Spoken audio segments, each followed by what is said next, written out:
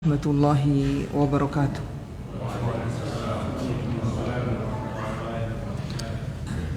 Alhamdulillahi rabbil alamin, Ar-Rahmanir Rahim, Maliki yaumiddin.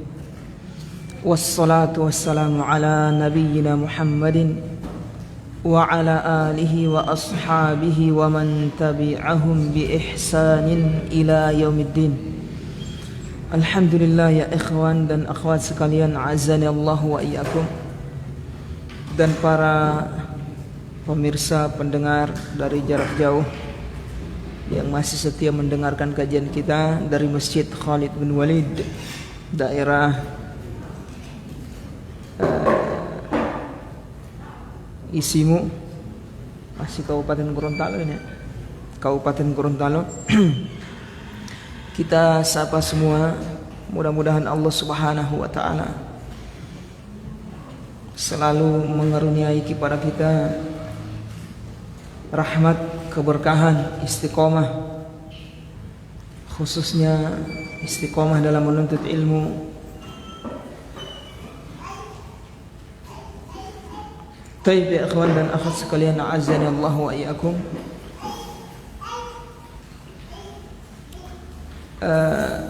Tak lupa kita selalu ingatkan untuk menata hati dalam setiap amalan kita, termasuk majelis ilmu yang kita adakan ini. Kehadiran kita ini hendaknya kita menghadirkan hati kita untuk Allah Subhanahu wa taala, karena besar dan kecilnya pahala yang kita peroleh atau yang diberi oleh Allah Subhanahu wa taala kepada kita sesuai dengan kadar keikhlasan kita, kadar ketulusan hati kita dalam mengharap janji Allah Subhanahu wa taala, mengharap ridha dari Allah Subhanahu wa taala.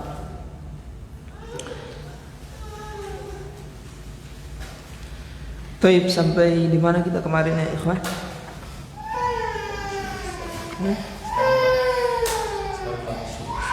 Masuk bab syurutus shalah.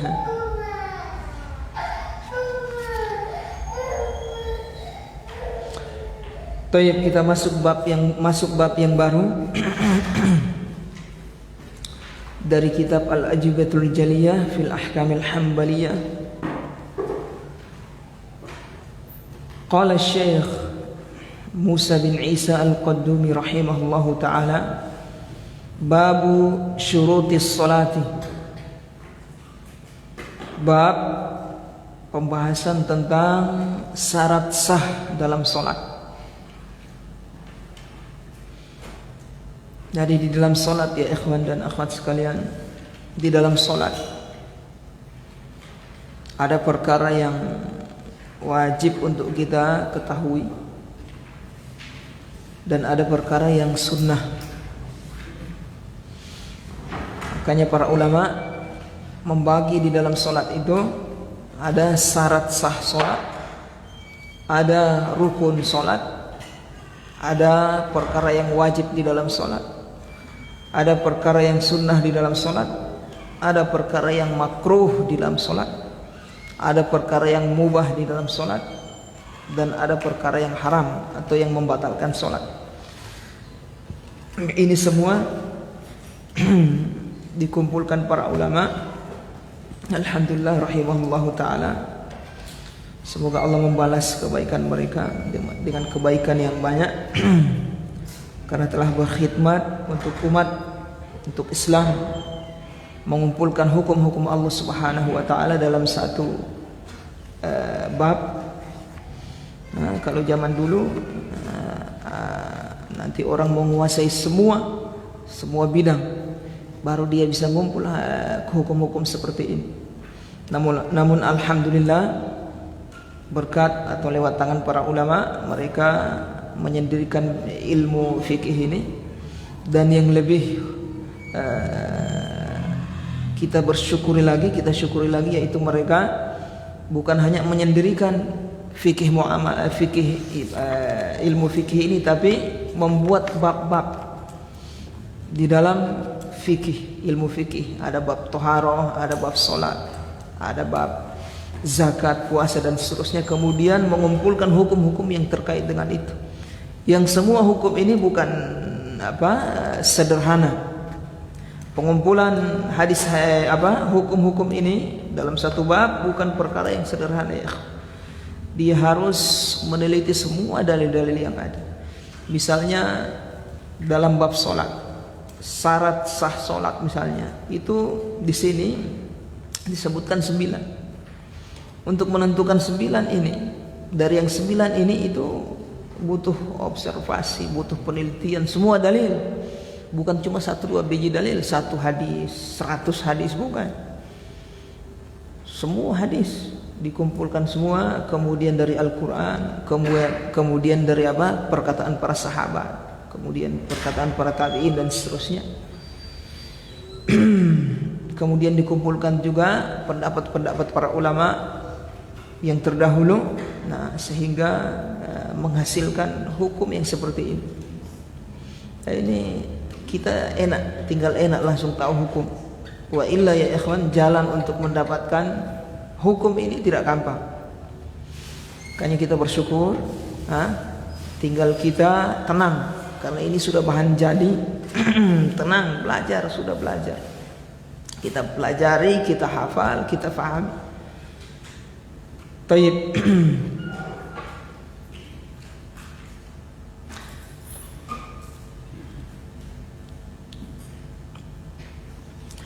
Bab syurutis shalah, bab pembahasan tentang syarat sah salat. Didahulukan karena sebelum salat ini harus terpenuhi. Didahulukan syarat sah salat, kemudian setelah itu rukun, perkara yang wajib dalam salat. Kenapa? Karena syarat sah salat ini dia harus terpenuhi dulu, baru bisa masuk di dalam salat. Kalau dia tidak terpenuhi, maka tidak sah sholat. Olehnya itu para ulama mendahulukan syarat sah sholat dulu, baru rukun dan seterusnya. Jadi syarat sah sholat ini dia di luar sholat. Jadi sebelum memasuki sholat dia harus sudah terpenuhi. Beda dengan rukun. Kalau rukun sholat ya gerakan sholat itu sendiri. Taib, apa saja syarat sah solat ini? Syurutus solati kam wa mahi. Syarat sah solat ini berapa dan apa saja dia itu? Al jawabu, jawabannya kata beliau, syurutus solati tis'atun. Syarat sah solat itu ada 9. Ada berapa ya ikhwan? Ada 9. Mana dalilnya yang menunjukkan 9? Tidak ada dalilnya. Antum sampai botak kepala cari dalil dari Al-Quran. Syarat sah solat 9, begitu lafadznya tidak ada. Dari hadis juga tidak ada. Terus dari mana ulama bisa menentukan 9? Melalui apa?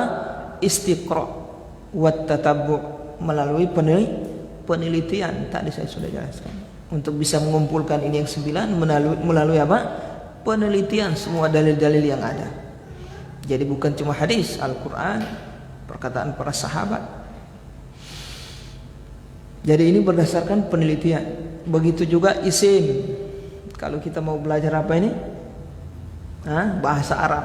Isim kalimat dalam bahasa Arab, kosakata dalam bahasa Arab terbagi menjadi berapa? Menjadi 3. Isim, fi'il dan huruf. Mana dalilnya? Dalilnya penelitian, tatabbu' wal istiqra'. Paham di sini ikhwan? Tauhid dibagi menjadi 3. Tauhid rububiyah, uluhiyah dan asma wa sifat. Mana dalilnya? Tatabbu' wal istiqra', melalui penelitian. Nah, ini juga kita katakan. Jadi yang mengingkari tauhid dibagi 3 ya tidak ada alasan untuk mengingkari. Karena sudah kita jelaskan melalui istiqra', penelitian. Bukan pembagian itu yang kalian permasalahkan. isinya sebenarnya. Kalau ingin permasalahkan isinya. Tauhid rububiyah, uluhiyah, asma wa sifat. Nah, substansi dari pembagian ini uluhiyah, rububiyah. Kalau salah kalian kritik itu. Bukan pembagian 3. Itu cuma penelitian para ulama. Tayyib. Sama saja. Orang yang mengkritik ini belajar fikih juga mereka. Mereka dapatkan buka kitab para ulama, syarat sah salat ada 9. Itu dari mana? Ya itu penelitian. Dilihat, tinggal dikaji. Misalnya syarat sah pertama ini al-Islam, betul tidak syarat sah salat yang pertama Islam? Dikaji. Kalau memang salah ya kritik. Taib. Wahiyal Islamu wal aqlu wat tamyizu. Yang 9 itu adalah yang pertama Islam, yang kedua al-aql, berakal, yang ketiga at-tamyiz. Apa tamyiz? Anak yang sudah berumur 7 tahun sempurna ke atas. Bukan baru jalan 7 tahun, bukan, sudah sempurna 7 tahun ke atas. Sampai sebelum balik, itu namanya tamyiz. Nah ini syarat yang ketiga, tamyiz. Artinya di bawah dari tamyiz tidak sah. Tidak sah anak umur di bawah 7 tahun tidak sah salat. Kemudian wa taharatu ma'al qudrati 'alaiha. Yang keempat adalah bersuci ma'al qudrati 'alaiha, bersuci disertai mampu. Wa taharatu ma'al qudrati 'alaiha. Bersuci disertai mampu. Maksudnya bersuci kalau mampu. Kemudian yang kelima, wa dukhulul waqti, masuknya waktu.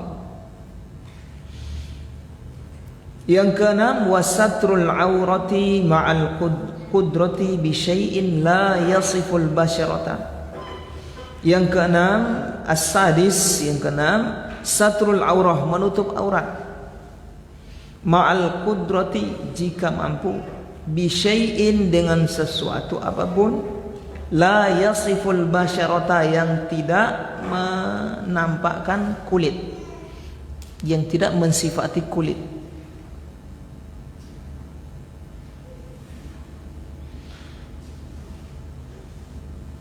Menutup aurat dengan disertai mampu, maksudnya kalau mampu dengan sesuatu yang tidak menampakkan kulit.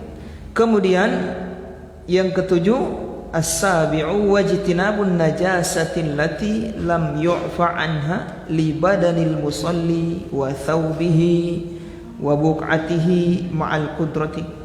Wajtinabun najasah, menjauhi najis. Allati lam yu'fa anha, yang najis yang tidak dimaafkan. Lam yu'fa anha, najis yang tidak dimaafkan. Li badanil musalli, dijauhkan dari mana? Dari badan orang yang sedang sholat, orang yang sholat. Wa thawbihi, dan dari pakaiannya. Wa buq'atihi, dan tempat sholatnya. Ma'al qudrati, disertai mampu.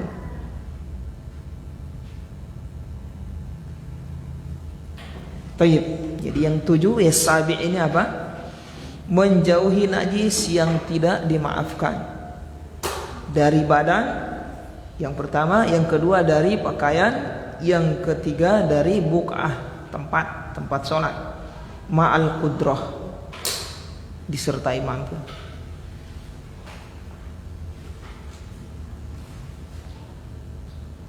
Kemudian yang kedelapan, ats-tsaminu wastiqbalul qiblati ma'al imkani, menghadap kiblat ma'al imkan, kalau memungkinkan. Ma'al imkan, kalau memungkinkan. Masyaallah, jazakallah khair. Wastiqbalul qiblati ma'al imkan, menghadap kiblat kalau memungkinkan. Kemudian yang kesembilan, at-tasi'u wan niyatu, niat. Baik. Ada berapa semua? 9 ya. Ini syarat sah sholat, harus dihafal ini ikhwan.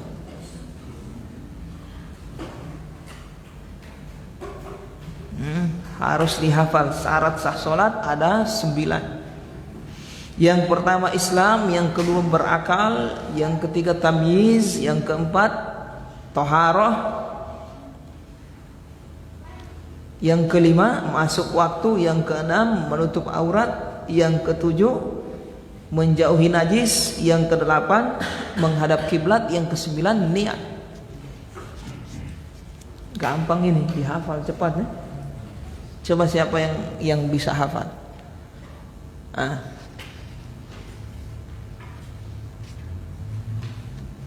Coba Pak Yanto. Islam, coba dulu. Islam berakal, baru tamyiz, masuk waktu,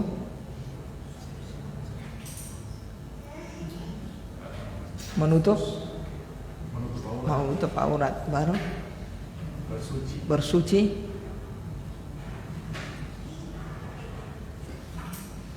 apa lah? Tiap niat bersembahyang. Niat menjauhi najis. Coba siapa yang hafal?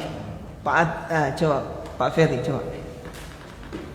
Kalau bisa sesuai susunan ini ya, supaya enak.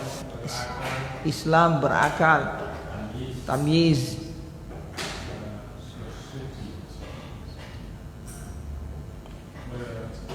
bersuci, baru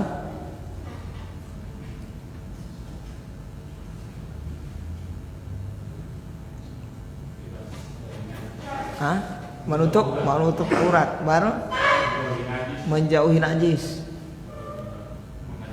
menghadap kiblat, niat. Alhamdulillah. Ada yang terlepas? Ada yang terlepas. Aduh, gimana itu? Masuk waktu. Masa bayang belum masuk waktu tiap sah itu. Harus dihafal ya kawan. Ini dasar, pelajaran dasar tidak ini? Sangat dasar. Berkaitan dengan sholat. Kadang kita tidak hafal kalau mau ditanya-tanya, tapi secara praktek kadang sudah bikin tuh. Cuma penuntut ilmu itu dia bisa merinci, menyebutkan.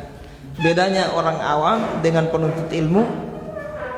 Kalau penuntut ilmu bisa menjelaskan, kalau orang awam tidak bisa menjelaskan. Tapi antum tanya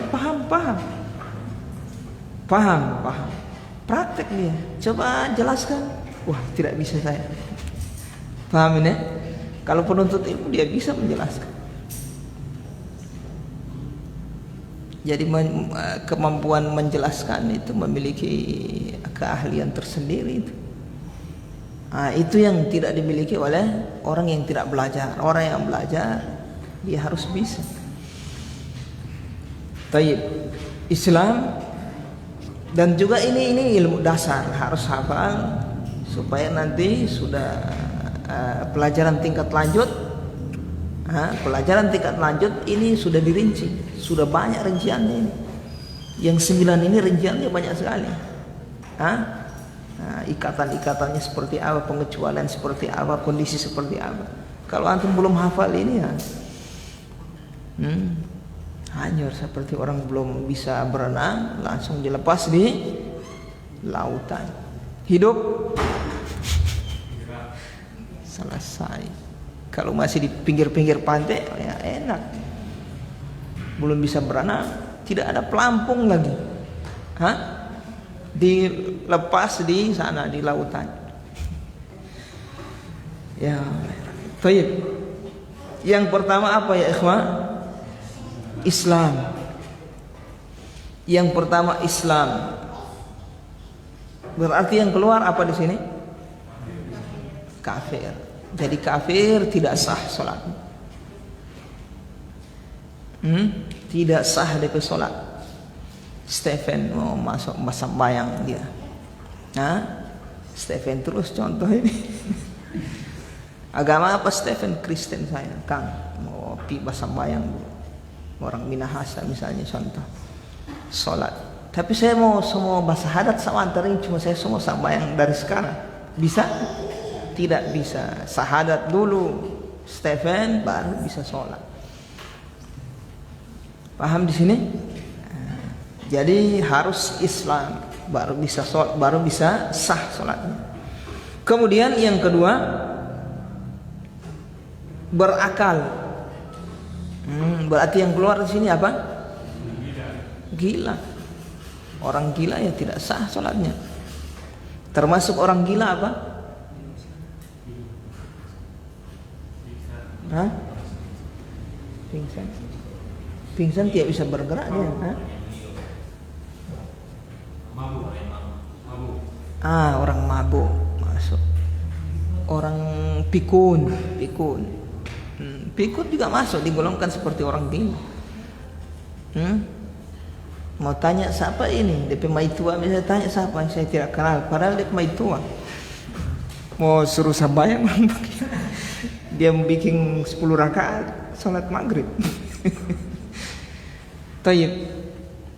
Dan ada kisah juga diceritakan oleh para ulama ahli hadis, beberapa ahli hadis yang di masa tuanya mengalami pikun, sehingga kalau dia meriwayatkan di masa tua, orang tidak terima dari hadis. Kalau di masa muda, orang terima dari hadis.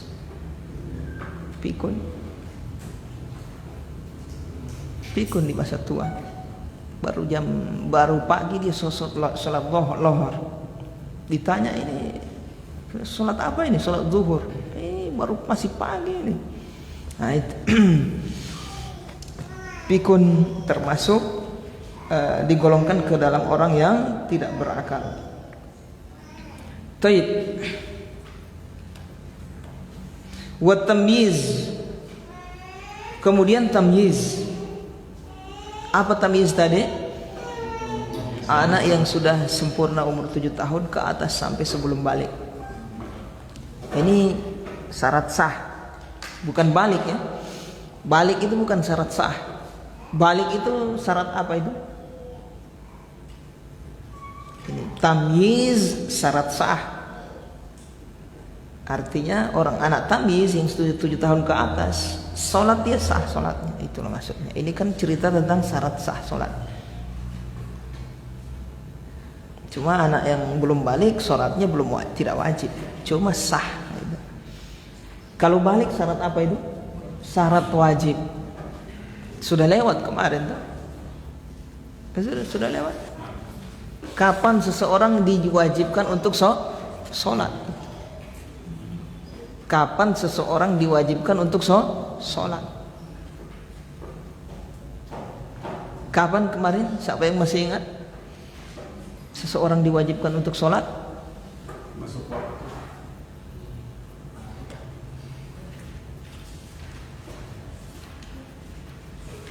Orang yang diwajibkan masuk sholat. Yang pertama muslim.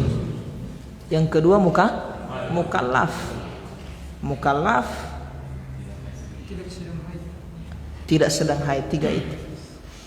Yang pertama muslim, yang kedua mukallaf, yang ketiga tidak sedang haid dan nifas. Terpenuhi ini wajib dia sholat. Muslim, mukallaf. Mukallaf apa? Berakal dan balik. Jadi balik syarat menjadi wajib, bukan syarat sah. Kalau kita katakan balik itu syarat sah, anak yang tamyiz tidak sah dia sholat kalau begitu. Paham di sini? Jadi syarat sah tamyiz. Kalau syarat wajib untuk menjadi wajib yaitu balik. Baik. Islam, berakal dan tamyiz ini berlaku di semua ibadah. Ini tiga syarat ini berlaku di semua ibadah. Berlaku di semua ibadah.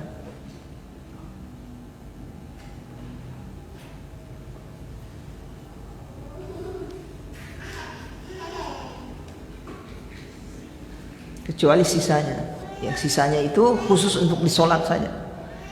Paham ya? Sisanya 4 dan seterusnya itu khusus untuk berlaku di sholat.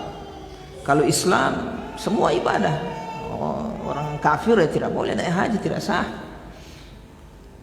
Berakal orang gila ya tidak boleh haji, tidak sah. Kecuali tamyiz.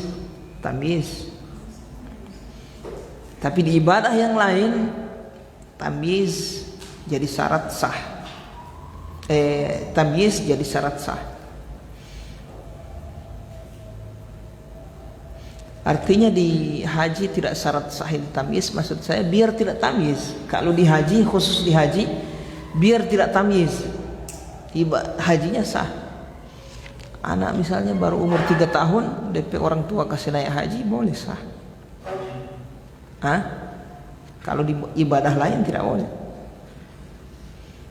Kasih naik haji yang umur 3 tahun boleh sah. Tapi kalau disuruh sholat tidak sah. Paham di sini? Suruh puasa tidak sah. Baik. Kemudian yang keempat, wa taharatu ma'al qudrati 'alaiha. Syarat yang keempat, bersuci disertai mampu. Maksudnya bersuci kalau mampu. Yang dimaksud bersuci di sini apa ya, ikhwan?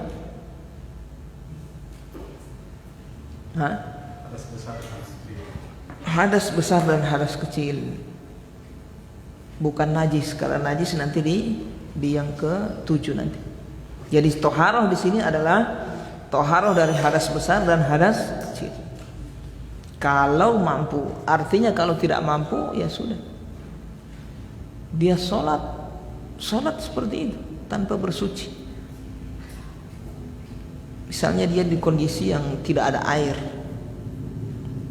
dan juga tidak ada tanah untuk bertayamum, ya kan? Kalau orang tidak ada air, di kondisi tidak ada air, ada tanah, dia wajib tayamum. Bagaimana kalau tidak ada tanah? Tidak ada berarti. Terus orang seperti ini langsung sholat.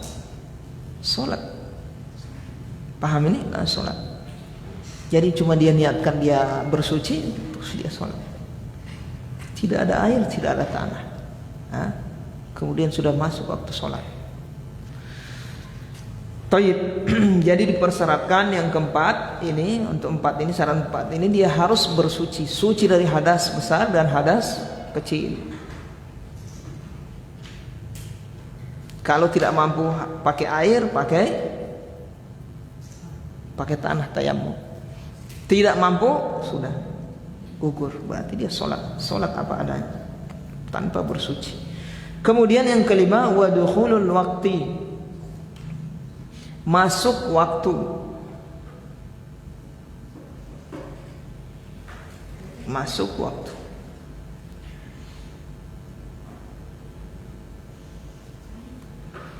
Tayyib. Kalau sudah lewat waktu,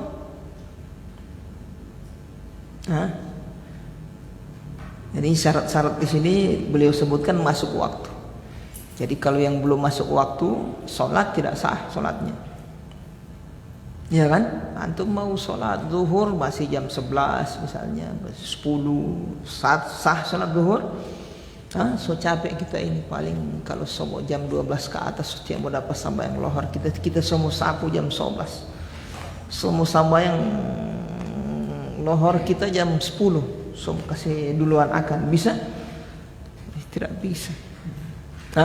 Kenapa? Karena syarat yang kelima ini tidak terpenuhi masuk waktu. Dia harus sudah masuk waktu.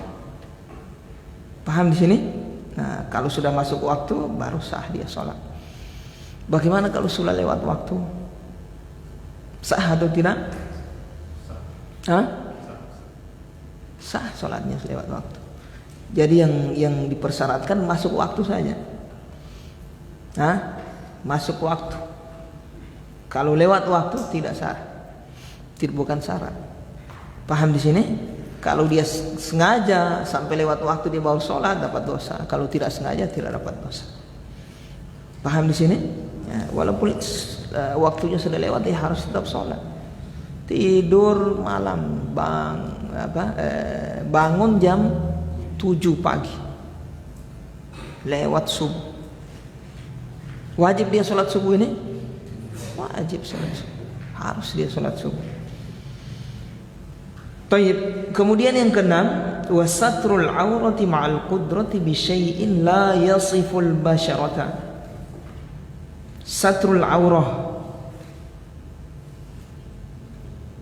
menutup aurat, ma'al qudrah, jika mampu, bi syai'in la yasiful basyarata, dengan sesuatu apapun, bi syai'in mutlak.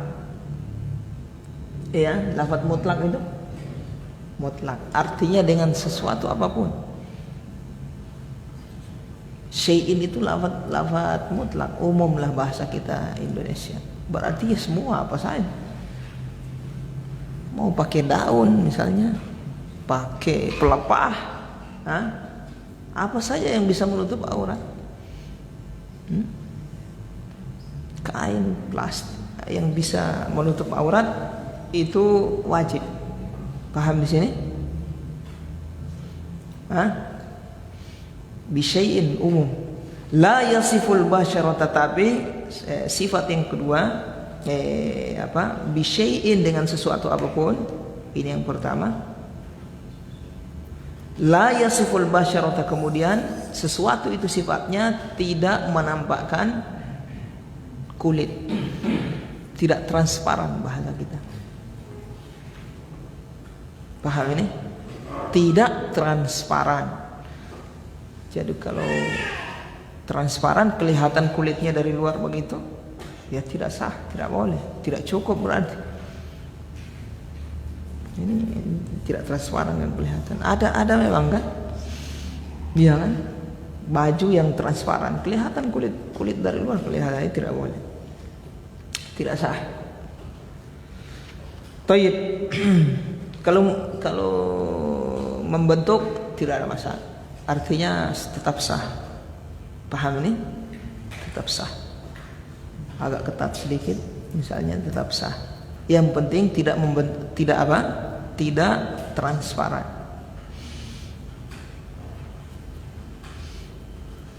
Kemudian tayyib ma'al qudrah, kalau atau disertai mampu. Berarti kalau dia tidak mampu, ya sudah. Di penjara misalnya tidak dikasih pakaian, di dalam penjara masuk waktu, tidak dikasih pakaian, telanjang di dalam penjara, masuk waktu. Sholat harus sholat. Dia tetap sholat, harus sholat dia, walaupun dalam keadaan telanjang.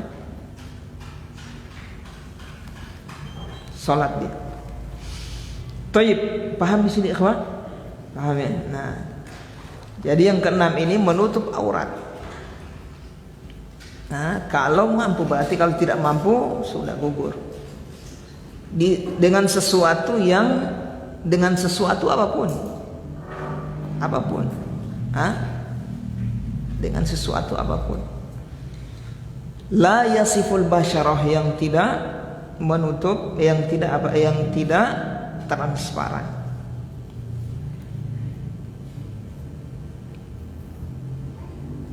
Kemudian aurat, batasan aurat yang wajib untuk ditutup. Kalau laki-laki dewasa, laki-laki dewasa auratnya di dalam sholat yaitu dari pusar sampai lutut, tapi pusar tidak masuk, lutut juga tidak masuk, antara pusar dengan lutut. Itu aurat yang wajib ditutup. Syarat sah. Kalau tidak nutup itu tidak sah. Kemudian ini laki-laki yang dewasa. Dewasa artinya di sini sudah balik. Dari antara pusar dengan lutut. Kemudian ditambah dengan salah satu dari bahunya harus tertutup juga. Bahunya ini harus tertutup. Tertutup. Salah satunya. Jadi kalau dia sholat tertutup antara pusarnya dengan lututnya, tertutup bahunya, sah sholatnya sah. Baik, paham ya? Nah, ini kita bicara kadar yang sah ini ya. Jangan antum bikin ke masjid cuma pakai celana pendek misalnya, tidak pakai baju. Orang useran. Tapi ini sah. So belajar fikih Hambali saya ini aurat laki-laki kan sebatas apa? Pusar dengan lutut. Ini susah saya bersambayang. Ya tapi tidak ada adab. Orang gila usir. Paham di sini ikhwan? Jadi ada tempat lah. Tapi kalau antum sholat dalam keadaan seperti ini sah. Paham ya? Sah. Ini untuk orang dewasa ini ya. Untuk orang dewasa. Kemudian anak kecil laki-laki. Anak kecil laki-laki dari umur 10 tahun ke atas sampai sebelum balik, 10 tahun ke atas sampai sebelum balik.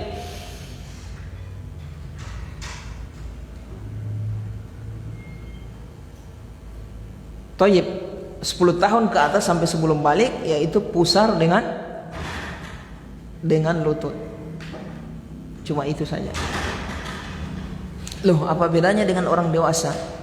Kalau orang dewasa atau orang balik harus nutup ini. Antara pusar dengan lutut ditambah bahu harus nutup. Kalau yang sudah balik laki-laki ini ya. Kalau anak kecil yang belum balik dari 10 tahun ke atas cukup dari pusar sampai lutut. Kalau dia bersambayang dengan model seperti itu sah pakaian. Kalau untuk yang di bawah dari 10 tahun, dari umur 7 tahun ke 10 tahun, paham ya? 7 tahun ke 10 tahun kemaluannya kubul dan dubur. Cuma pakai celana dalam misalnya dia tutup, dia bersambayang sah. Paham ya? Tapi kalau 10 tahun ke atas saya harus pakai celana utuh, harus tutup antara pusar dengan siku. Tuh. Terus gimana Ustadz yang di bawah dari 7 tahun? Di bawah dari 7 tahun dia sambayang kan tidak sah. Kenapa mau kita bahas di bab sholat? Di bawah 7 tahun kan sholatnya tidak sah. Ngapain dibahas? Cuma para ulama bahas berkaitan dengan aurat. Mereka bahas kalau umur 7 tahun ke bawah tidak ada DP aurat. Biar dia kesana kamari, DP kemaluan kesana babajal. Tidak ada DP aurat. Di bawah umur 7 tahun sampai 0. Tapi kalau umur 7 tahun ke atas, itu ada auratnya. Auratnya kemaluannya. Kubul dan dubur harus nutup itu. Minimal dia pakai celana dalam itu. Jangan kasih biar ya antum pe anak 7 tahun ke atas kong batalannya kesana kamari. Tidak boleh dapat lihat itu. Orang tuanya tidak boleh lihat itu umur begitu. Kecuali darurat mau dia. Sakit misalnya dirawat lain. Kalau 10 tahun ke atas sampai sebelum balik, itu harus sudah nutup apa? Pusar dengan DP apa? Sampai lutut. Ingat, pusar dengan lutut tidak masuk antara itu. Kemudian perempuan itu sudah beranjak laki-laki. Perempuan, kalau perempuan dewasa semuanya aurat kecuali wajah. Kecuali apa? Wajah.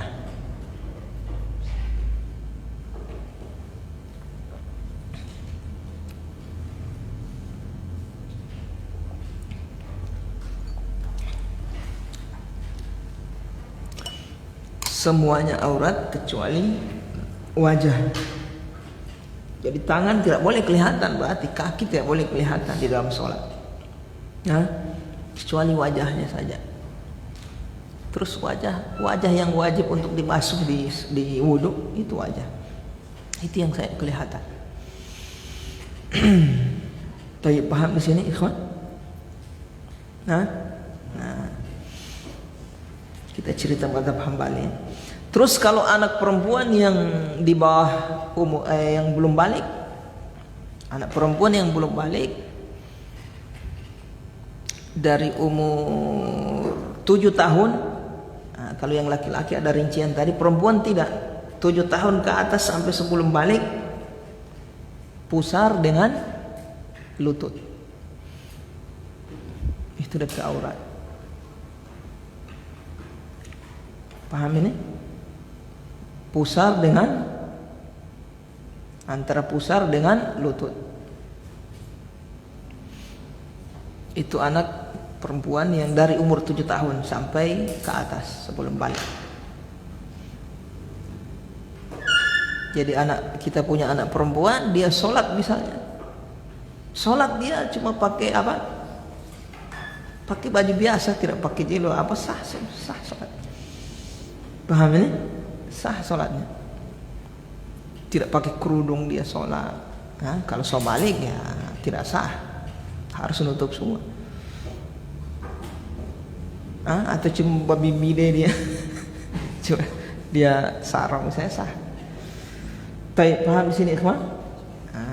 Kita yang kita bahas ini kadar sah. Yang lebih bagus ya nutup aurat.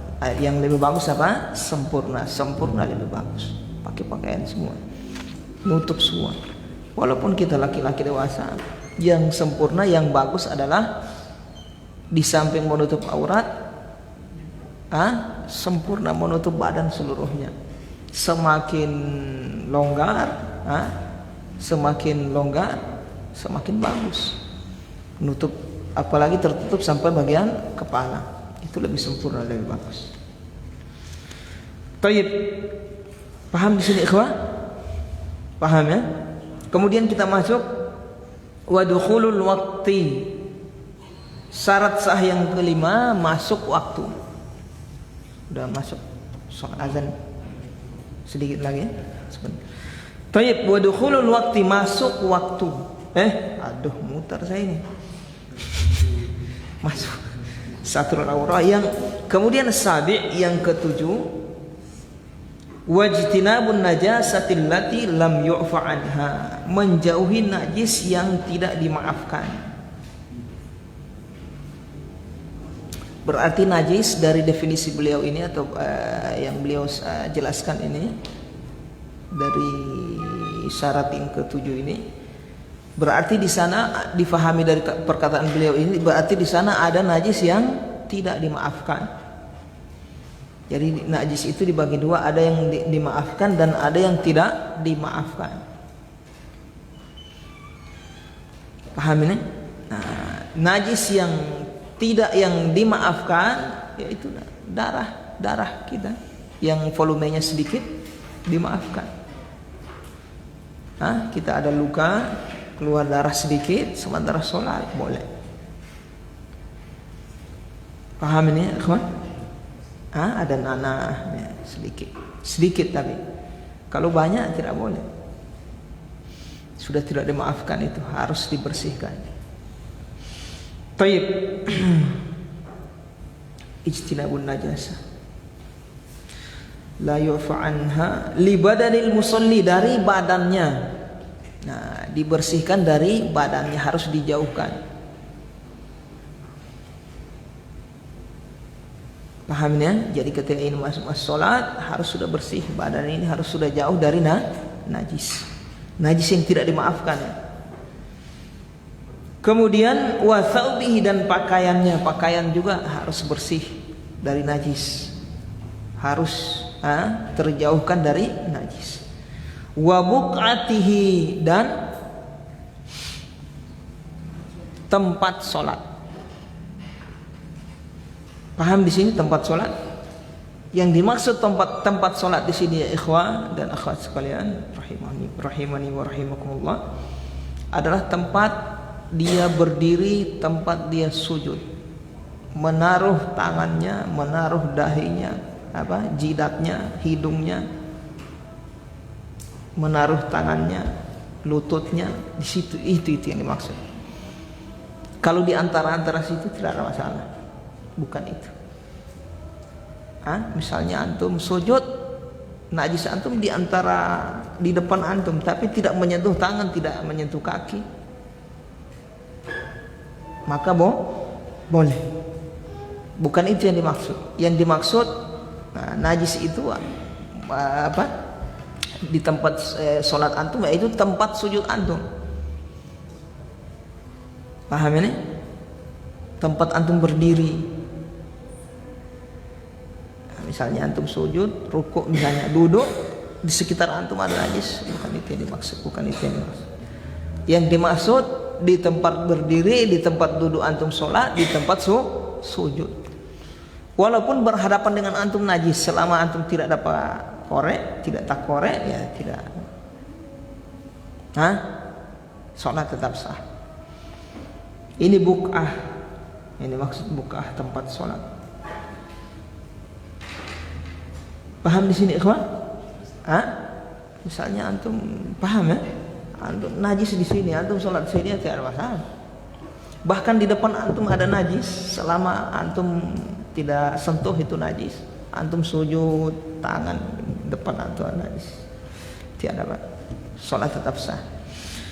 Ma'al qudrah, disertai mampu. Berarti kalau tidak mampu ya antum di penjara misalnya, penjaranya najis di situ, tanpa orang bakincing situ, tidak ada tempat lain antum sembahyang, kemana antum?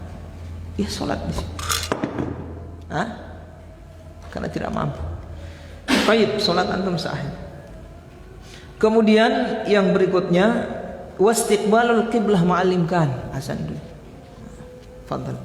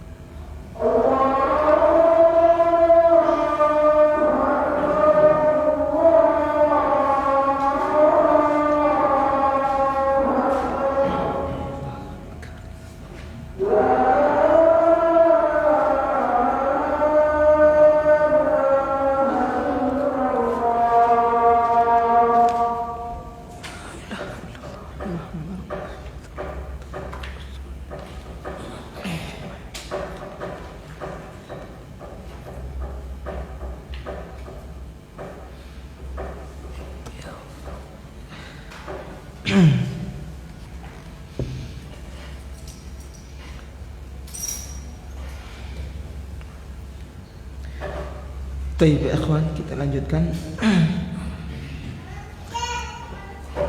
Kemudian kita masuk syarat yang ke-8, yang ke-8, wastiqbalul qiblati ma'al imkan. Menghadap kiblat kalau mampu. Menghadap kiblat kalau mampu. Tentang menghadap kiblat ini ya ikhwan, ada rincian. Kalau orang yang dekat dengan Ka'bah dan dia melihat Ka'bah, maka harus pas, tidak boleh meleset dari menghadap Ka'bah. Dia harus menghadap Ka'bah pas. Adapun orang yang tidak melihat Ka'bah, dari orang yang jauh, maka minimal menghadap ke arahnya saja. Paham di sini? Menghadap ke arahnya. Kayak orang di Indonesia ini, kita tahu pas tidak ini arah kiblat pas. Kita tidak tahu. Yang penting menghadap ke arah Ka'bah. Cukup. Paham di sini? Jadi orang yang dekat di mana, yang orang di Mekah dan sekitarnya yang bisa melihat Ka'bah, mereka harus sholat langsung tepat menghadap Ka'bah. Kalau meleset sedikit tidak sah sholatnya. Ka'bah sini, mereka meleset begitu sedikit saja tidak sah. Sedikit ya, dia harus pas yang melihat Ka'bah. Walaupun dari kejauhan, kalau dia lihat Ka'bah harus pas. Paham di sini ya? Jadi orang yang melihat Ka'bah, dia harus pas menghadap Ka'bah. Tepat. Tidak boleh meleset. Kondisi yang kedua, kalau orang yang tidak bisa melihat Ka'bah, orang yang di kejauhan, atau orang yang ada di negara lain, daerah lain, maka yang seperti ini cukup menghadap arah Ka'bah, arahnya saja. Misalnya kita tahu kalau di Indonesia arahnya kan ke mana? Ke barat. Ya sudah, kita sholat menghadap barat. Gitu. Kita tahu Ka'bahnya di sana. Cukup, sudah sah. Pahamin ya? Sah. Karena kita tidak tahu itu pas banget atau tidak bisa gitu. Tapi sah sholat kita. Paham di sini ikhwan? Sepakat para ulama itu. Kalau orang yang di kejauhan tidak menyaksikan Ka'bah, tidak melihat Ka'bah, seperti orang yang di negara lain atau yang jauh dari dari Mekah, maka cukup menghadap ke arah saja, ke arahnya. Kita tahu di sana Mekah, karena Ka'bah berarti ya kita sholat, walaupun tidak pas. Baik, itu sudah sah. Kemudian wan niyah. Ini ma'al imkan, kalau tidak memungkinkan, dia tidak tahu arah kiblat, dia berada di kondisi yang dia tidak tahu arah kiblat. Kemana? Di hutan misalnya, tidak ada kompas, mau tanya sama siapa, tidak ada. Dia di hutan, atau dalam safar misalnya. Apa yang dia lakukan orang seperti ini? Kalau dia mampu beristihad, melihat arah-arah matahari atau arah bintang dia harus beristihad. Beristihad artian ya sesuai dengan kadar ilmu yang dia miliki tentang arah kiblat. Kalau dia tidak tahu, apa yang dilakukan oleh orang seperti ini? Ya sholat saya nih, sholat. Insya Allah ini kiblatmu, sholat. Dia tidak mampu berarti. Wan niyah, kemudian yang ke-9 niat termasuk syarat sah sholat. Orang yang sholat tidak berniat, maka sholatnya tidak sah. Apa itu niat? usolli begitu, geleng kepala. Usolli fardhu maghribi thalatha raka'atin ma'muman lillahi ta'ala. Begitu, adaan ma'muman lillahi ta'ala. Tapi itu bukan niat, itu lafaz, itu ucapan. Niat itu adalah kesengajaan hati melakukan ibadah. Niat itu adalah al-azmu ala fi'li ta'ah atau al-azmu ala fi'il taqarruban ila Allah. Yaitu berazam, bertekad melakukan suatu amalan taqarruban ila Allah, untuk mendekatkan diri kepada Allah Subhanahu wa taala. Itu maksudnya niat dalam ibadah. Jadi kalau niat dalam salat, itu berarti dia salat, dia berniat ingin salat, dia berniat salat ingin mendekatkan diri kepada Allah Subhanahu wa taala. Taib, di dalam salat ini ada dua niat yang harus hadir, harus muncul di dalam hatinya, harus dia tentukan. Yang pertama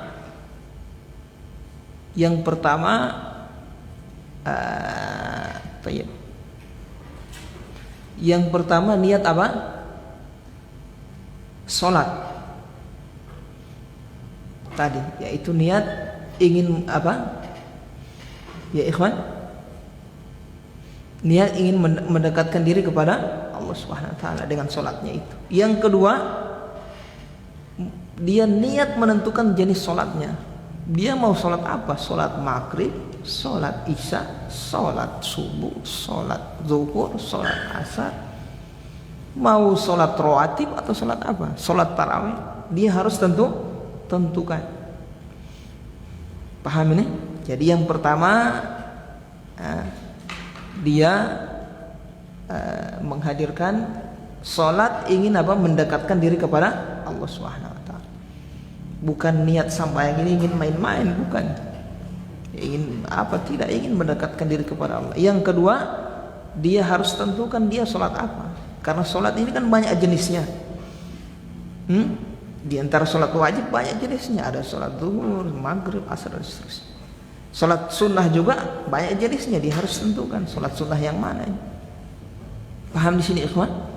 Jadi antum masuk masjid, antum harus dua yang muncul itu di dalam hati antum, niat. Ini saya salat ingin mendekatkan diri kepada Allah, ingin mencari ridha Allah Subhanahu wa taala, ingin ibadah. Yang kedua, tentukan ini saya mau salat apa ini. Paham di sini? Mau sholat isya atau sholat harus. Kalau sekarang insya Allah sebentar kita sholat di isya harus hadir. Jangan cuma niat sholat gitu. Jadi sholat sunnah antum itu. Kalau antum berniat ingin sekedar sholat saja, maka sholat antum berubah jadi sholat sunnah mutlak. Paham ini? Tidak bisa, antum harus tentukan antum sholat apa.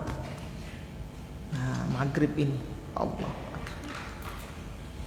Akbar, isya Allah Akbar. Kalau tidak terlintas di benak antum mau sholat apa, pokoknya saya sholat Allahu Akbar, sholat sunnah antum.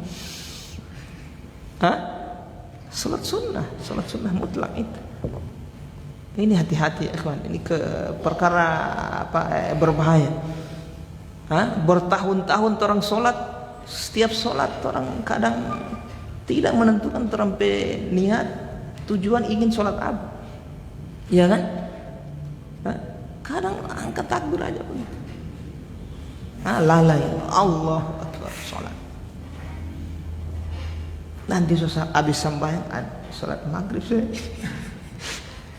Untuk apa? Di awal Pak, di awal niat ini harus sudah ada sebelum masuk di amalan sholat. Paham di sini? Begitu juga rawatib. Kalau antum mau sholat rawatib, niat sholat rawatib, qobliyah atau ba'diyah. Kalau tidak, sekedar mau sholat saja, sholat sunnah mutlak antum itu. jadi sholat sunnah mutlak, sekedar sholat sunnah namanya itu. Hati-hati. Paham di sini? Atau cuma di benak antum, di ingatan antum, di hati antum hanya sholat yang wajib, tidak menentukan jenis sholat sama. Sholat yang wajib mana? Tidak bisa. Hah? Hati-hati. Jadi hendaknya ya ikhwan, antum hadirkan sholat, hadirkan apa? Niat antum mau sholat apa? Ditentukan. Dalilnya mana Ustaz? Batanya dalil. Dalilnya innamal a'malu binniyat wa innamal likulli imri'in ma nawa. Orang itu hanya akan mendapatkan suatu amalan sesuai dengan apa yang ia niatkan. Yang ia niatkan, ia tentukan. Kalau dia sholat maghrib ya maghrib, dia sholat subuh ya subuh. Kalau dia sekedar niat sholat ya sholat sunnah namanya itu. Kalau dia sekedar niat sholat wajib, wajib yang mana? Wajib kan banyak ini. Jadi antum harus, atau kita harus tentukan niat kita ketika mau sholat. Sebelum angkat takbir, tentukan ini mau sholat apa ini, Mas, sholat apa Mas? Begitu. Maghrib, hadirkan maghrib saya ini. Itu akan membantu juga untuk khusyuk. Daripada melayang-layang pikiran, begitu bawa diri, tengok kiri kanan, bawa cerita sagu, berapa harga sagu tadi di pasar apa? Habis itu imam takbir, dia juga takbir Allahu Akbar. Dia belum tentukan dia mau sholat apa dia. Paham ini? Nah, harus jadi niat di situ. Maksudnya adalah berniat. Setelah dia niatkan ingin mendekatkan dirinya kepada Allah, sholat, niat ingin sholat, ingin mendekatkan dirinya kepada Allah. Kemudian yang kedua, dia tentukan dia mau sholat apa, jenis sholat apa yang ingin dia lakukan. Seperti itu harus. Itu syarat sah itu. Baik. Paham ya? Nah, silahkan. Ada yang bertanya? Atau diulang ini boleh, ada. Pak siapa dulu? Pak Erwin. Arwin ya, silakan.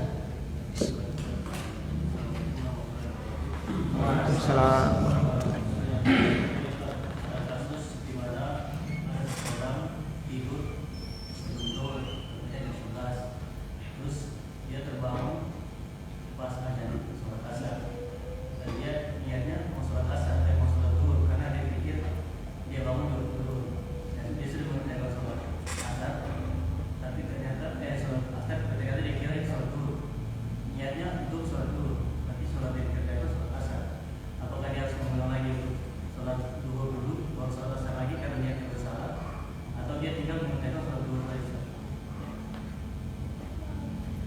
Waktunya dulu, dia tertidur, ini orang tertidur, bangun jam berapa dia?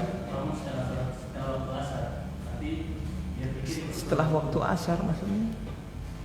Setelah waktu asar udah maghrib berarti. Masih di waktu asar tapi orang sudah sholat. Masih di waktu asar, terus dia terbangun tapi sudah sholat zuhur belum? Terus dia sholat asar lagi karena dia salah. Artinya dia setelah itu dia sholat zuhur lagi terus sholat asar lagi, atau dia cuma sholat asar. Dia niatnya sholat zuhur. Sah sholatnya sholat zuhur karena sudah masuk waktu itu. Bahkan bukan sudah masuk waktu, sudah lewat waktunya. Sah. Kecuali dia sholatnya sholat zuhur masih jam 11 misalnya. Tertidur, terbangun, dia kira habis sampai yang sama orang di ini masjid zuhur masih jam 11, saya salah lihat jam mati. Assalamualaikum. Habis sholat zuhur saya. Begitu 1 jam azan. Sholat apa ya? Ternyata sholat azan zuhur. Sah, itu tidak sah karena syarat dukhulul waktu tidak terpenuhi. terpenuhi, harus masuk waktu. Jadi kalau sudah masuk waktu ya sudah sah sholatnya, sudah sholat zuhur dia.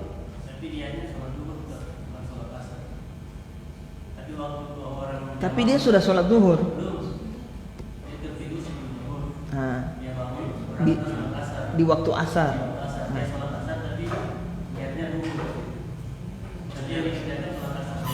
Dia sholat di waktu sholat asar, tapi dia kira itu zuhur. Sebagai makmum, Dia makmum pada orang sholat asar. Oh, makmum dia. Saya kira sembahyang sendiri. Sebagai makmum. Makmumnya sholat asar, dia niat sholat zuhur. Kalau di mazhab Hambali tidak boleh, tidak sah. Dia harus ulang lagi sholat zuhurnya tadi. Kenapa? Karena dia bermakmum di orang yang sholat asar. Yang betul kalau zuhur ya zuhur sama-sama nanti. Asar harus asar sama-sama. Berarti dia ulang zuhurnya itu. Artinya kita mau berjalan di mazhab Hambali itu.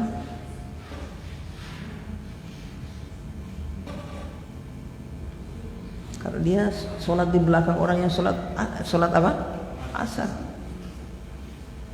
Karena di mazhab Hambali tidak boleh orang yang sholat asar mengimami sholat zuhur, atau sebaliknya orang yang sholat zuhur mengimami orang yang sholat asar. Dua-dua harus dua-dua zuhur, dua-dua. Makmum imam sama. Paham di sini semua? Hah? Baik yang qadha maupun yang sholat yang ada. Misalnya makmum ini sholatnya qadha misalnya, yang imamnya sholat ada, boleh. Yang penting satu jenis, satu sholat sama-sama zuhur. Paham ini?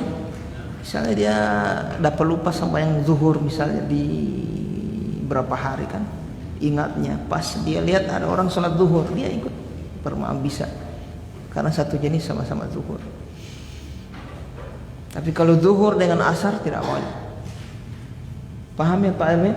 Nah, seperti itu. Saya kira tadi sholat zuhurnya itu sah karena sudah waktunya sudah lewat. Kalau begitu sah. Sholat zuhurnya sah. Kalau dia sholat sendiri maksud saya. Baik, paham ya Pak Erwin? Baik, Pak Erwin yang lain. Rahmat Bahmid. Saya Rahmat siapa? Yang ketujuh, kenapa ketujuh?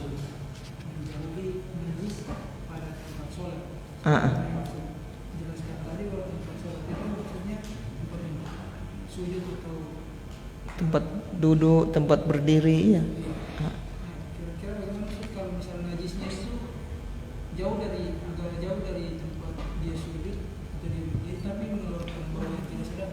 Tidak ada masalah. Mereka dia bergeser sedikit boleh. Kalau jalan dia misalnya 10 meter boleh dia bergeser sedikit, boleh. Misalnya dia tidak tahan DP bau kan busuk. Daripada DP sholat terganggu, tidak usah, dia bergeser sedikit, tidak ada masalah. Untuk kepentingan sholat boleh. Oh, jangan dia berjalan sampai 10 meter 20 meter Ustaz. Dia sholat di sudut, dia pindah jalan. Paham ya Rahmat? Boleh. Silahkan.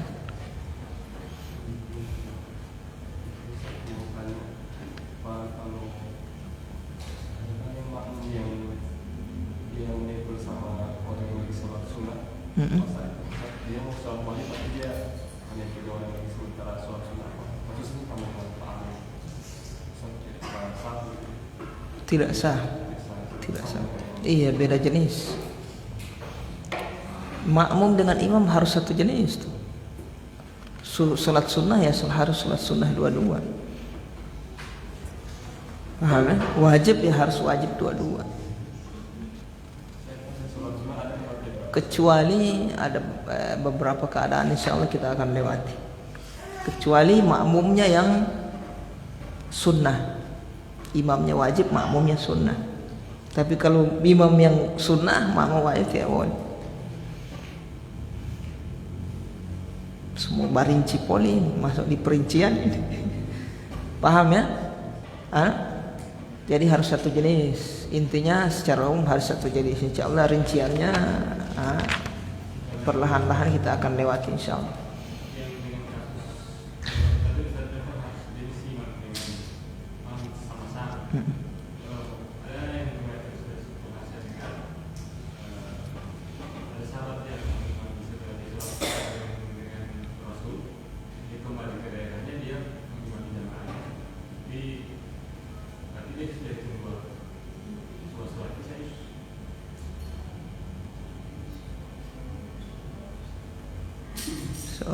So diskusi dalil. Saya paham itu maksud. Cuma ini so masuk diskusi dalil. Belum terang level di situ. Insya Allah mau masuk di level itu. Kalau Imam Ahmad memahami itu bukan dalil. Karena Rasulullah tidak tahu yang dilakukan oleh Mu'adz bin Jabal itu radhiyallahu anhu. Dan itu bukan dalil. Kembali ke usul fikih yang beliau pakai lagi. Insya Allah.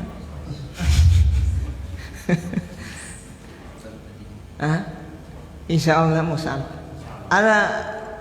Ada permasalahan di sini yang kita lihat ada dalil kayak menyelisih apa yang beliau sebut, ada jawabannya semua. Pahamnya? Beliau tidak menyelisih dalil, tidak menyelisih dalil.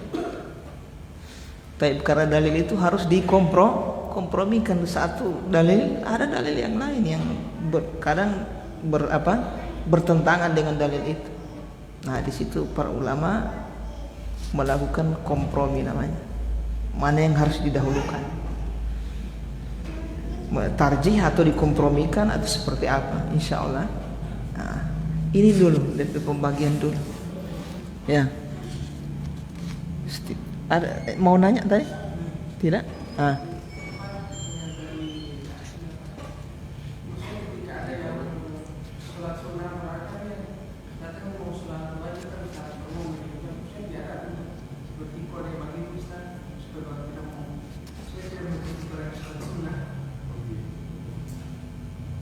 Artinya tidak tahu dia wajib apa sunnah begitu ya?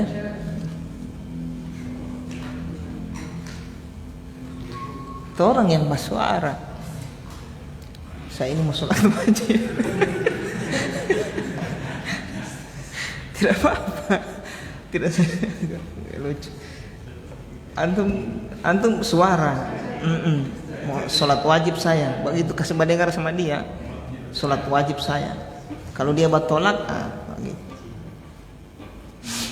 begitu dia bicara.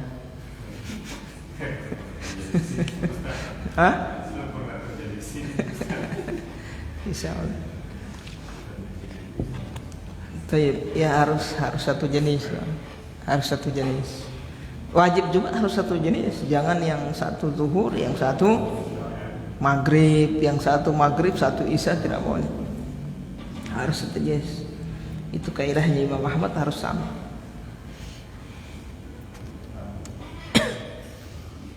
Paham ya? Itu. Misalkan saya sholat kan sholat lima, sholat wajib. Terus saya mau kasih poin, tidak tahu poin mana saya kasih mata saya sholat cuma saya pindah tempat ke sebelah itu.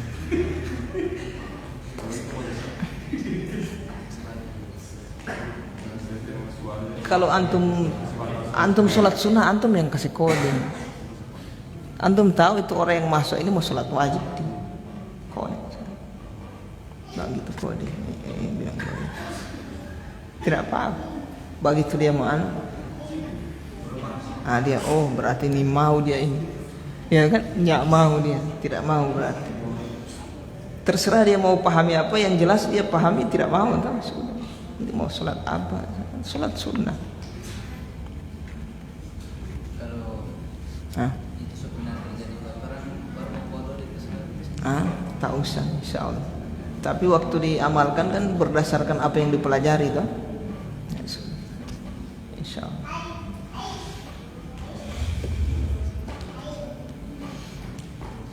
Tayyib. Sudah paham ini? Fadhal. mengenai niat. Tadi Ustaz bilang dalam sholat itu harus ada 2 niat. Pertama niat takarrub, yang kedua niat menentukan sholat apa yang dikerjakan. Ini kadar minimalnya, kadar minimalnya. Kalau misalnya orang dia gabungkan 2 niat, misalnya dia sholat di masjid yang lain, kemudian dia pergi ke masjid yang tujuannya, dia tidak sholat sholat ba'diyah maghrib misalnya, dia tidak sholat ba'diyah maghrib di masjid itu, tapi nanti dia sholat di masjid itu, dia gabungkan 2 niat, dia niat tahiyatul masjid sekaligus dia niat ba'diyah maghrib dalam satu sholat. Apakah boleh seperti itu? Oh, menggabungkan niat seperti itu boleh.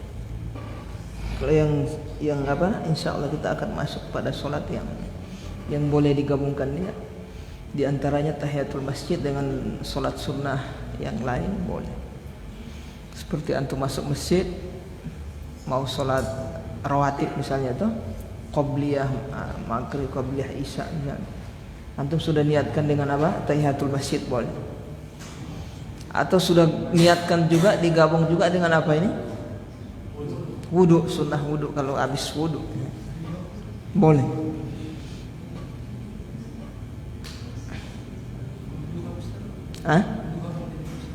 Digabungkan dengan 2 untuk yang Iya.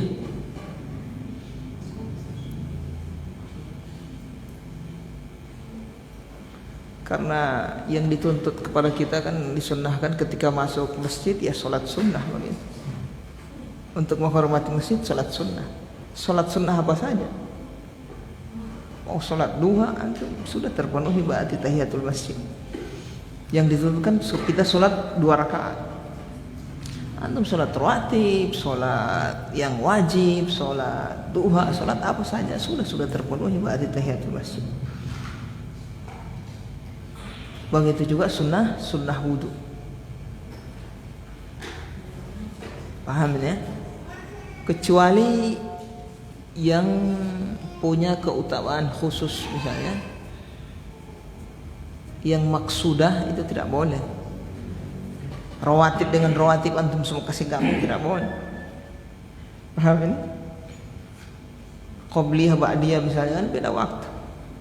Ini saya 1-2 rakaat untuk qobliyah ba'diyah ini tidak boleh. Paham? Tidak boleh.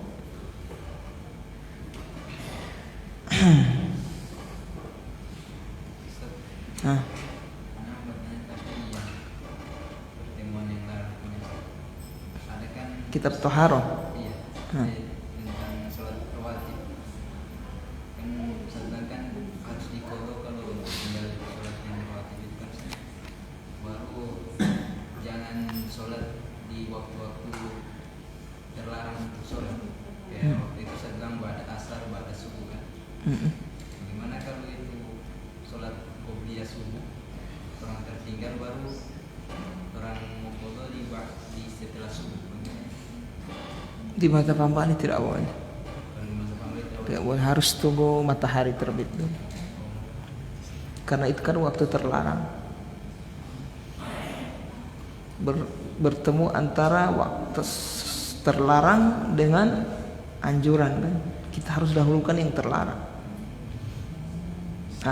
Perkara yang diperintah bertemu dengan yang dilarang, harus dahulukan yang dilarang. Terus untuk selamatnya antum tunggu matahari terbit baru antum sholat 2 rakaat qadha untuk sholat sunnah fajar begitu. Paham ya? Dapat pahala sunnah fajar. Cuma nanti kalau disengaja pahalanya ya tidak seperti sholat pada waktunya, kecuali tidak sempat. Baik. Selesai ya? Nah, kita masuk pembahasan berikutnya. Alhamdulillah selesai dari syarat sah solat dengan ringkas insyaallah. Nanti antum ulang-ulang ini. Dari sini antum berpijak nanti. Banyak sekali rincian tentang syarat sah solat ini ya ikhwan. Yang saya sebut sama antum cuma dari pokok-pokok saja itu. Kemudian babu arkanis solati. Bab pembahasan tentang rukun solat. Nah ini kalau rukun solat ini berarti sudah berkaitan dengan gerakan solat dia. Apa yang diucapkan di dalam solat, gerakan solat, nah ini rukun. Tapi dia bukan perkara yang sunnah, tapi ini gerakan yang penting, gerakan pokok di dalam solat.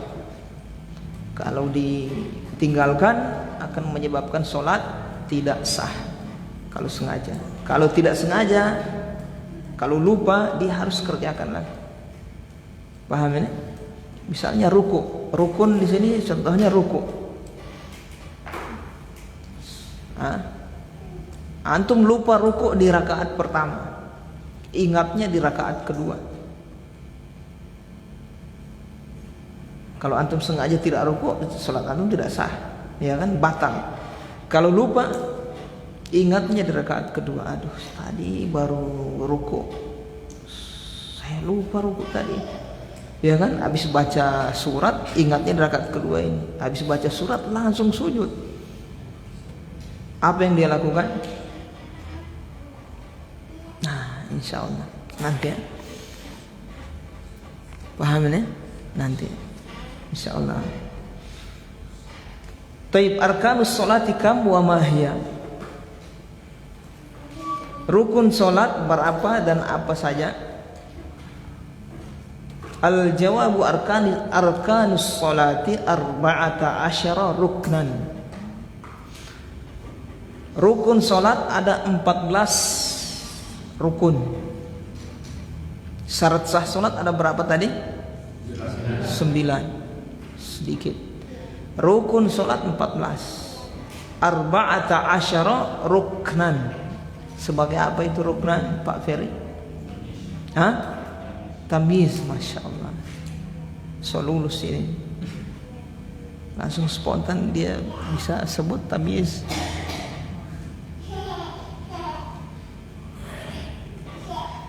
Taib arkanus salati arba'ah wa hiyal qiyamu fil fardhi 'alal qadiri muntasiban.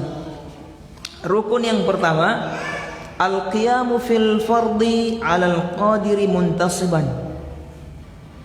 Berdiri fil fardhi pada salat yang wajib, 'alal qadir bagi orang yang mampu, muntasiban dalam keadaan tegak. Muntasiban, intisab maksudnya ya berdiri ya berdiri, intisab tegak. Taib ini rukun yang pertama, yaitu berdiri pada solat fardu alal qadir bagi orang yang mampu. Artinya pada solat sunnah tidak rukun. Pada solat sunnah berdiri ini tidak rukun. Antum solat sunnah boleh duduk. Antum pada solat sunnah boleh duduk. Kalau pada solat wajib tidak boleh, tidak sah. Pada solat wajib harus berdiri, rukun dia. Solat sunnah boleh antum duduk. Rawatib misalnya antara tes coba-coba tuh boleh duduk. Tidak wajib, tapi ingat pahalanya berdiri lebih besar. Taib fil fardi 'alal qadir bagi orang yang mampu, berarti keluar orang yang tidak mampu. Orang yang tidak mampu berdiri ya tidak masuk. Ya berarti ya dia sholat sesuai kemampuan dia. Tidak bisa berdiri ya duduk, tidak bisa duduk ya berbaring. Tidak bisa berbaring ya bagaimana lagi itu? Tidak bisa berdiri berbaring, duduk, tidak bisa duduk berbaring. Baik. Kemudian Ini kadar yang mujzi disebutkan oleh dijelaskan atau disebutkan oleh para ulama di kitab fikih mazhab Hambali. Kadar yang mujzi yang sah untuk berdiri ini adalah dia berdiri selama tidak sampai ruku.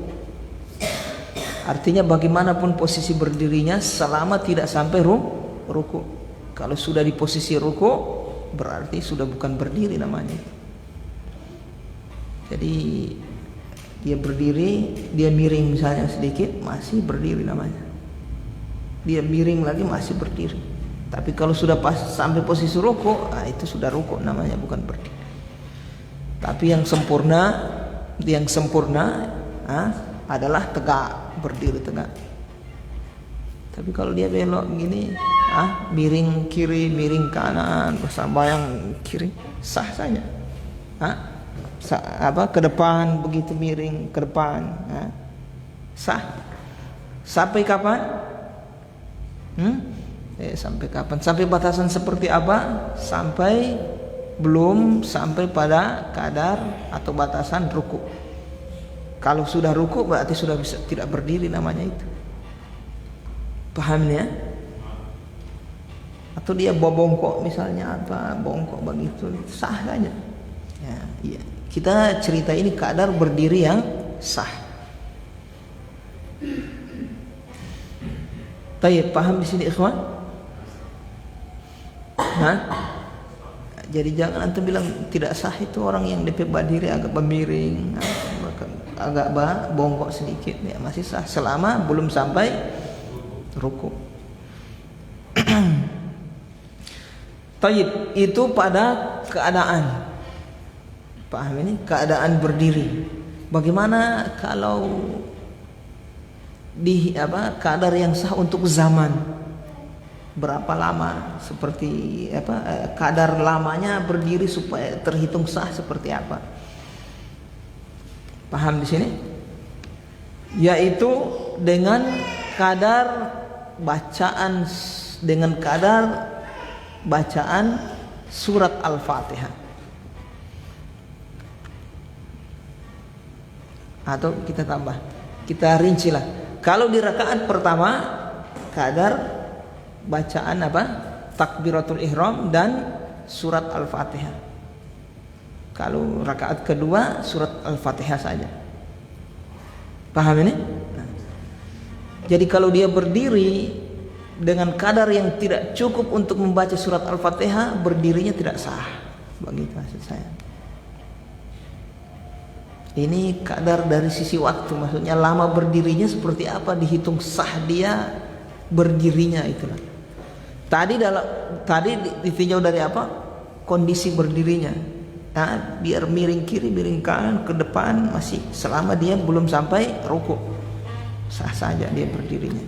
Tapi yang sempurna ya harus kalau yang sempurna ya dia berdiri tegak. Tayyib. Untuk yang zaman waktunya yaitu sekadar di rakaat pertama sekadar membaca takbiratul ihram Allahu Akbar, kemudian dengan surat Al-Fatihah. Paham di sini? Kalau di rakaat kedua dan seterusnya kan sudah tidak takbiratul ihram itu. Berarti dengan kadar bacaan surat Al-Fatihah. Ya, antum hitung-hitung. Orang berdirinya ini surat Al-Fatihah tidak cukup, ini tidak sah, berarti dia berdiri. Tayyib. Kemudian yang kedua wa takbiratul ihram. Itu yang pertama berdiri, rukun yang pertama berdiri. Tadi sudah saya sebutkan kadar yang cukup, mujzi namanya. Qadrul ijza atau qadrul mujzi, kadar yang cukup, yang sah. Kemudian wa takbiratul ihram. Yang kedua rukun yang kedua takbiratul ihram. Apa itu takbiratul ihram ya ikhwan? Hah? Satria? Takbiratul ihram itu apa?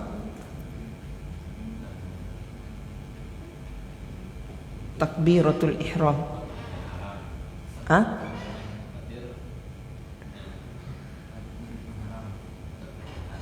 Takbir pengharaman. Nah, terjemahan maksud saya takbiratul ihram itu seperti apa? Haram melakukan selain rukun salat. Hah? Haram melakukan Haram melakukan selain gerakan sholat selain. Tapi yang saya tanya ini takbiratul ihramnya itu loh. Takbiratul ihram itu bagaimana lafadznya? Nah, Allahu Akbar. Itu yang rukun. Paham ya? Ucapan Allahu Akbar itu yang rukun. Angkat tangan itu sunnah. Jadi jangan antum kasih hitung satu itu rukun itu dengan angkat tangan. Berarti kalau tidak angkat tangan orang tidak sah dari sholat. Angkat tangan hukumnya sunnah. Tapi Allahu Akbar, ucapan Allahu Akbar itu yang rukun. Paham ya? Ya sah saja orang sholat tidak bersedekap, tidak angkat tangan, sah saja. Allahu Akbar, dia teru begitu, irsal, dia lepas tangannya, dia tidak angkat sejak awal, ya sah. Yang penting dia membaca Allahu Akbar, itu yang rukun. Takbiratul ihram itu yang rukun, yaitu bacaan Allahu Akbar. Baik.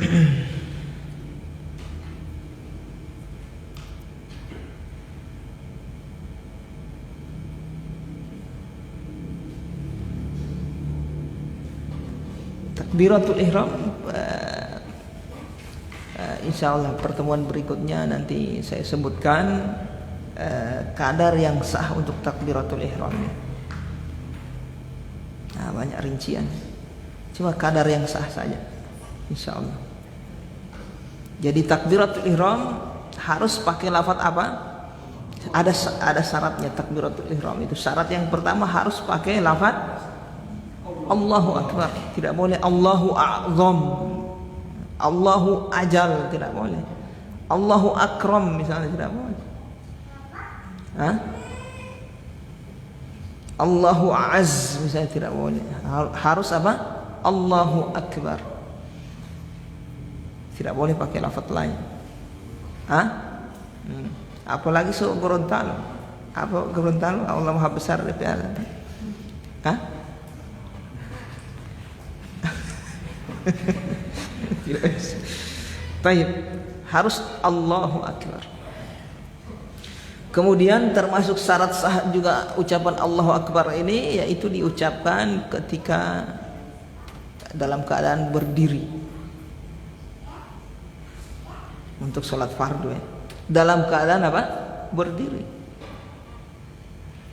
Kalau antum ucapan Allahu Akbar dalam keadaan duduk baru antum berdiri tidak sah, tidak sah. Takbiratul ihram tidak sah. Jadi ada syarat yang harus terpenuhi untuk menjadi sah ini takbiratul ihram.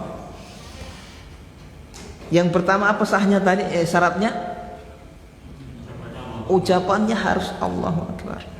Allahu Akbar itu saja ada syarat lagi. Lafaz itu. Syaratnya Allahu Akbar harus didengar. Itu semua rinci ini. Lafaz Allahu Akbar harus apa? Ada suara. Tapi antum tidak ada suara sama sekali, tidak sah itu Allahu Akbar. Harus ada lafaz, harus ada suara yang keluar. Minimal dia dengar sendiri.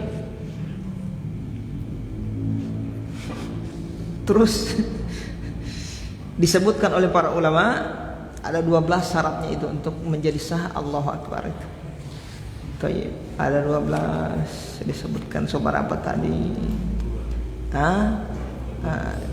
Dia berdiri, dia ucapkan dalam keadaan berdiri. Kemudian dia dengar minimal dia dengar sendiri atau ada lafaz yang keluar suara. Kemudian ketika Allahu Akbar menghadap kiblat. Jadi kalau dia menghadap timur, Allahu Akbar baru mutar ke kiblat, tidak sah hadap Allahu Akbar. Baik. Kemudian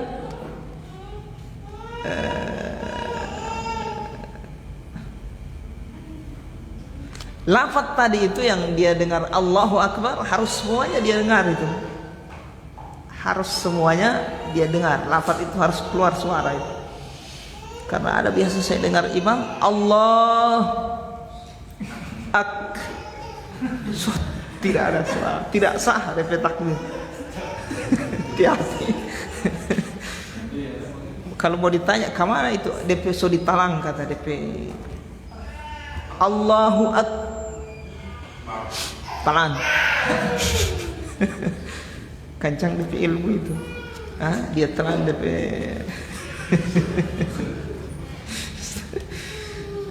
Jadi syarat, termasuk syarat takbiratul ihram itu lafaz tadi dia dia ucapkan itu harus dia dengar semua, bukankah? Allahu Akbar semuanya. Satu huruf saja tidak ada misalnya tidak sah atau dia tidak dengar. Kemudian syarat yang berikutnya lagi masuk waktu. Mau sholat lohor, sholat zuhur belum masuk waktu, baru jam 11 Allahu Akbar. Niat sholat apa ini? Zuhur, tidak sah takbiratul ihram itu. Kemudian syarat yang berikutnya makmum harus membaca setelah imamnya selesai. Kalau bersamaan tidak sah. Bersamaan dengan imam tidak sah itu takbiratul ihram. Atau imamnya belum selesai masih Allahu Akbar, dia sambut Allahu Akbar. Harus selesai, imamnya harus Allahu Akbar baru menyusul dia. Apalagi dia yang duluan Allahu Akbar. Dia duluan tidak sah takbirnya tadi makmum. Sama-sama tidak sah. Belum selesai semua juga tidak sah. Harus selesaikan semua. Takbirnya imam baru dia menyusul. Tayyib.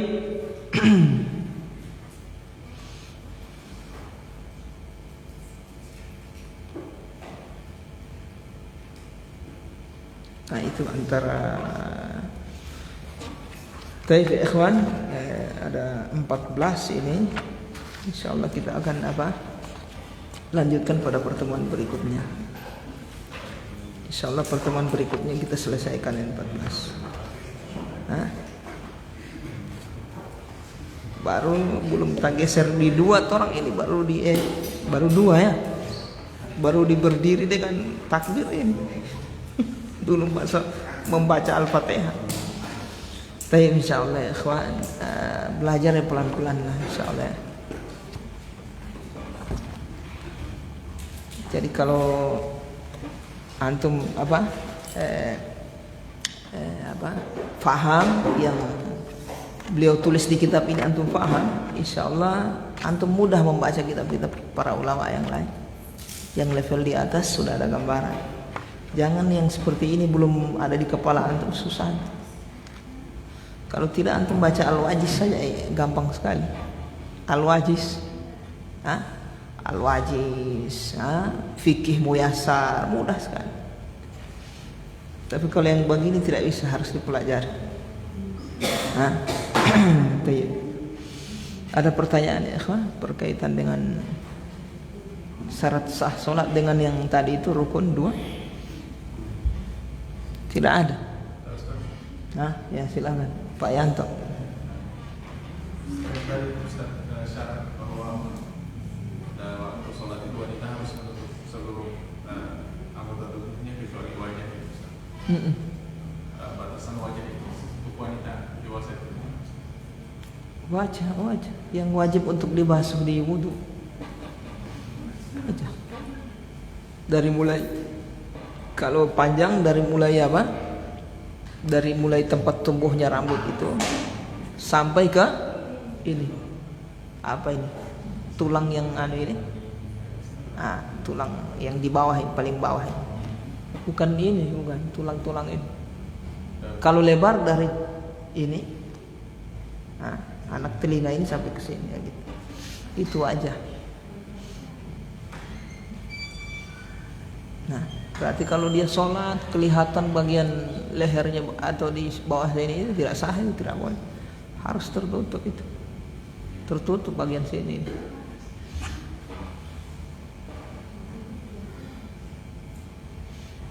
Kecuali tersingkap dia tidak sengaja. Nah, lain cerita.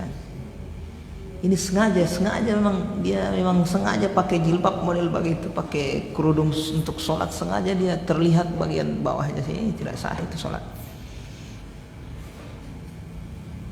Paham ya? Nah, ini bukan wajah bagian di bawah sini, wajah ini sini. Ini yang boleh terlihat. Paham ya? Pak Yanto? Nah, ada yang lain? Pak Is, silahkan fadhal. Nah, guru agama ini harus banyak pertanyaan.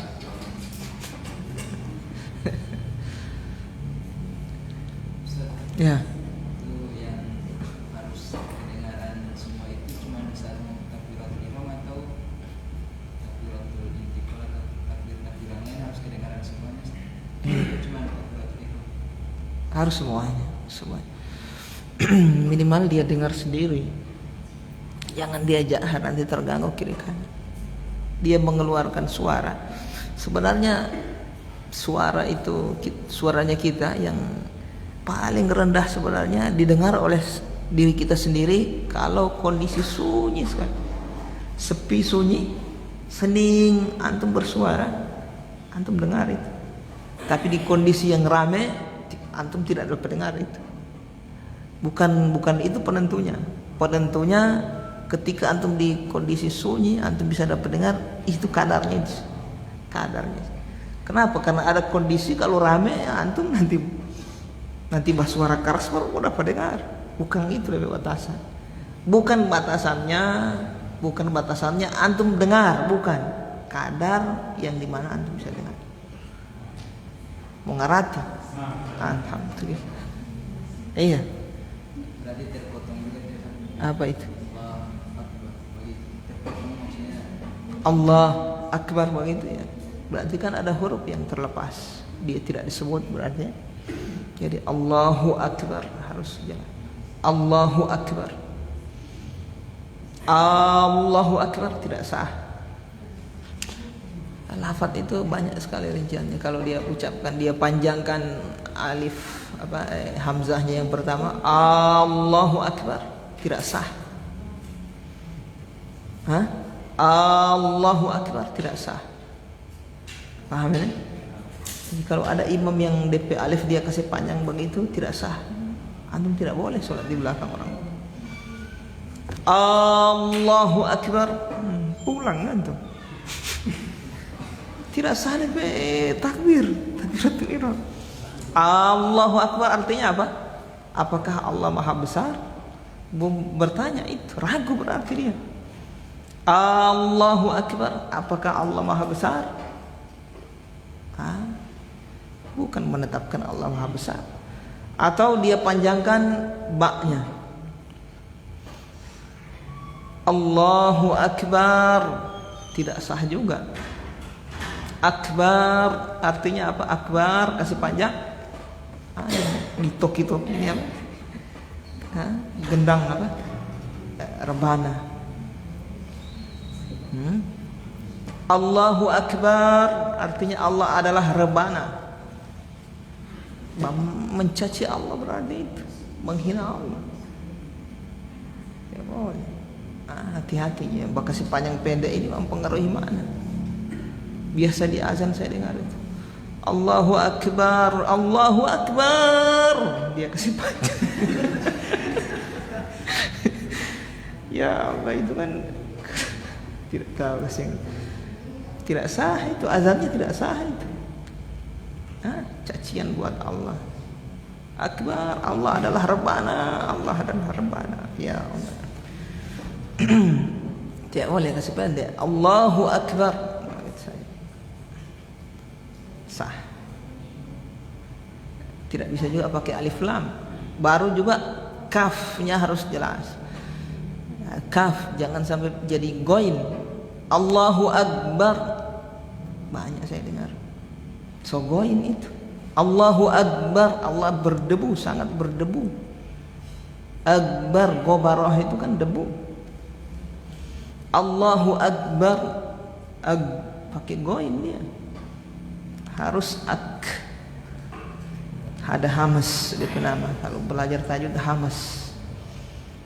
Ak, at, as itu hamas itu.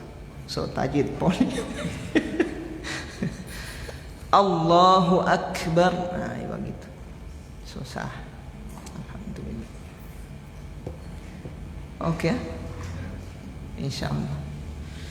Baik ikhwan, mudah-mudahan bermanfaat, menjadi ilmu yang bermanfaat. Dosa-dosa kita diampuni oleh Allah Subhanahu wa taala, diterima amalan kita dan dilipat gandakan. Subhanakallahumma wa bihamdika asyhadu an la ilaha illa anta astaghfiruka wa atubu ilaik.